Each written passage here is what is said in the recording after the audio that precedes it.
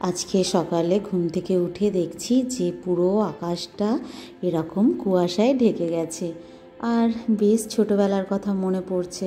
এখন তো কুয়াশা শীতের সময় মাঝে মধ্যে দেখা যায়, আর তখন প্রায়ই দেখা যেত শীতের দিনগুলো অর্ধেক দিন এরকম কুয়াশা দিয়েই ঢাকা থাকতো।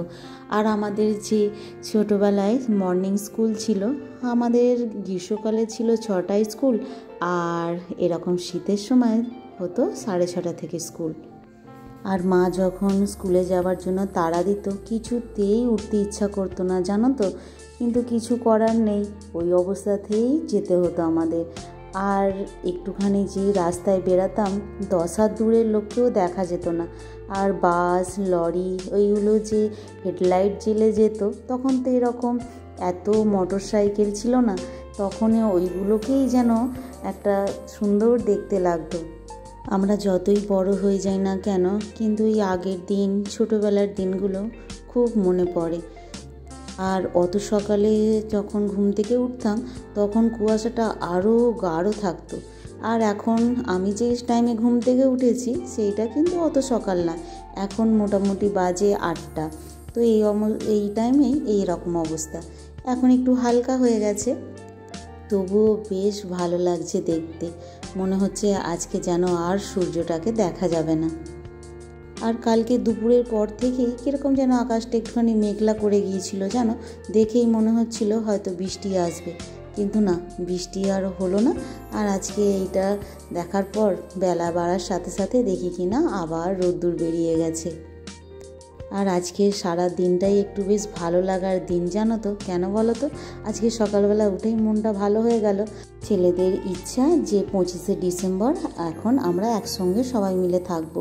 আর মায়ের কাছে তো দুদিন আগেই গিয়েছিলাম, এখন আর যেতে ইচ্ছা করছে না।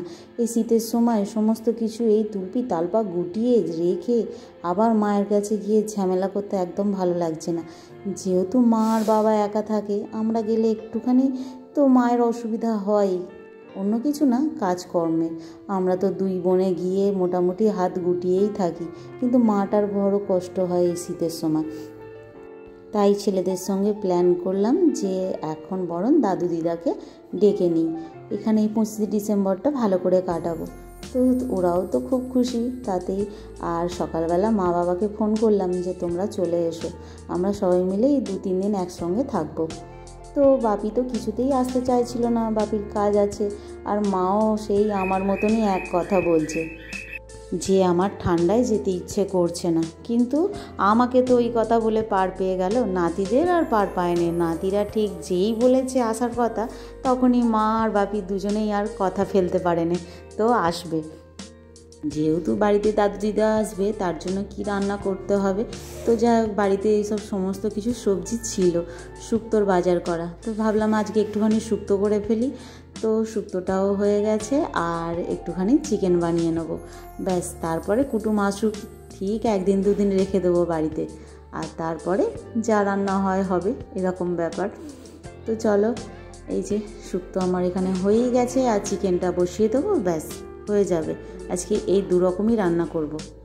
মা আর বাপি কাজ গুছিয়ে আস্তে আস্তে বেশ অনেকটাই বেলা হয়ে গেছে। তো এখন ছেলেদের আবার ইচ্ছা হয়েছে যে আজকে একটা কেক বানাতে হবে। আমিও ওদের ছোটোবেলা থেকেই প্রায় কেক বানিয়েই খাওয়াতাম। বাজারের কেকগুলো খুব কম কেনা হতো, মানে ওই জন্মদিন এইসবেতেই কেনা হয়। আর এই আজকের দিনের জন্য, মানে এই 25শে ডিসেম্বরের জন্য বাড়িতেই বানাই। আর যেই না ছেলেদের বলেছি যে এবছর আমার আর বানাতে ইচ্ছা করছে না, তো এখন ওরা বড় হয়ে গেছে, তো বলছে তোমাকে তো আমি বানাতে দেখেছি, আমরাই জিনিসপত্র নিয়ে এসে বানাবো। তো তড়ি ঘড়ি সেইগুলোকে কিনে নিয়ে এসেছে, খালি আমার থেকে জেনে নিল কি কি লাগবে। তো সেইগুলোকে বাজার থেকে গিয়ে কিনে নিয়ে এসে তো নিজেই হেল্প করে দিয়েছে আমাকে। আমি বলেছি আমি কিছুই করতে পারবো না, তো ওরাই সমস্ত কিছু কিনে নিয়ে এসে গুছিয়ে গাছিয়ে দিয়েছে। এবারে বলেছে আমাকে যে তোমাকে হাত দিতে হবে না, আমরাই করব। তো ঠিক আছে, করো। মিশ্রণটাও ঠিকঠাকই, সমস্ত কিছু পরিমাণ যেরম যেরম দেবার, যা যা দেবার সমস্ত কিছু দিয়ে, আর ওই কাজে লেগে পড়েছে আমার বড় ছেলে। তো আজকে কেক বানানোর দায়িত্বে ও আছে, আমাকে খালি বলেছে তোমরা খেয়ে দেখবে। আর শুধু আমি আর ওর বাবা নয়, যে খারাপ হলেও বলবো ভালো হয়েছে। আজকে দাদু দিদা সবাই আছে, আর এক ধ্যানে এক মনে ও ওর কাজ করছে। তো করুক, দেখাই যাক কীরকম খেতে হবে। তো সমস্ত কিছুটা নিজেই গুছিয়ে করেছে, আর কেকটা তো নিজেই বানাবে। আর আজকে আমাদের নিশ্চয়ই কিছু খেতে দেবে না, জানো তো, টেস্ট করবার জন্যও দেবে না। যা হবে কালকে খাওয়া হবে। তো তোমাদেরকেও আমি কালকেই জানাবো কীরকম হয়েছে কেকটা। তো চলো বন্ধুরা, আজকের ব্লগটা এখানেই শেষ করছি। পরের দিন আবার দেখা হবে, আর কেকের ব্যাপারটাও তোমাদেরকে অবশ্যই জানাবো আমার ছেলে কীরকম কেক বানালো। তো চলো বন্ধুরা, আজকের মতো টাটা। এইবারের কাজটা আমাকেই করে দিতে হবে, কেননা কুকারে হয়তো ছাঁকা পোড়া খাবে। তো ওই ঠিকঠাক করে বসিয়ে দিয়েছে জানো তো, কিন্তু এই যে এরকম করে বসিয়ে দিলাম, আর প্রেসার কুকারের সিটিটা আর গার্ডারটা খুলে নিলাম, নাহলে অ্যাক্সিডেন্ট ঘটতে পারে।